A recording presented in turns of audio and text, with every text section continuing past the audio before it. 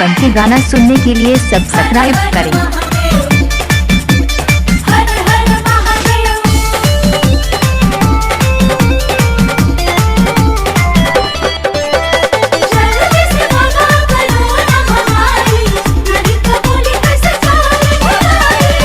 DJ शीतल sound Teghra चौक।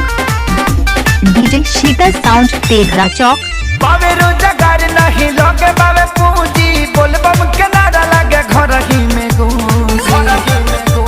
हर हर बम बम। बावे रोजगार नहीं लगे बावे पूंजी बोलबम के नारा लगे घर ही में गूंजी। देखी बावे परेशान भक्त सब जी अरे सब जी बाबा सब जी। लगे आई ना मंदिर में केहू जी भोले बाबा बैठी खेलत रही बाबूजी। लगे आई ना मंदिर में केहू जी भोले बाबा बैठी खेलत रही बाबूजी।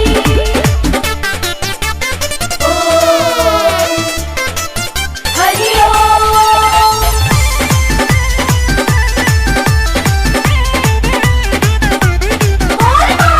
डीजे शीतल साउंड तेघरा चौक।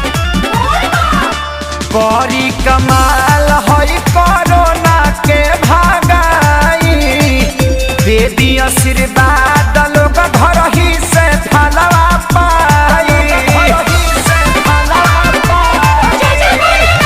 बड़ी कमाल है कोरोना के भागाई बेदी आशीर्वाद लोग घर ही से फलवा पाई।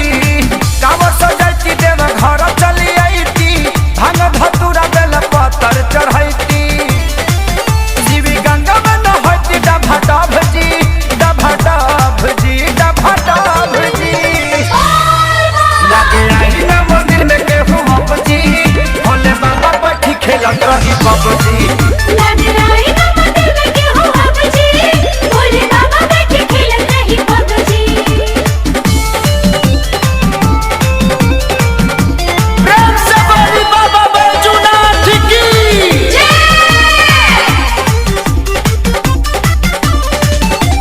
डीजे शीतल साउंड।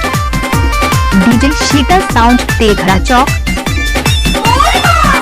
एह महामारी से बराउरे उबारी सुनावे कलेश बारू पे सखे सारी।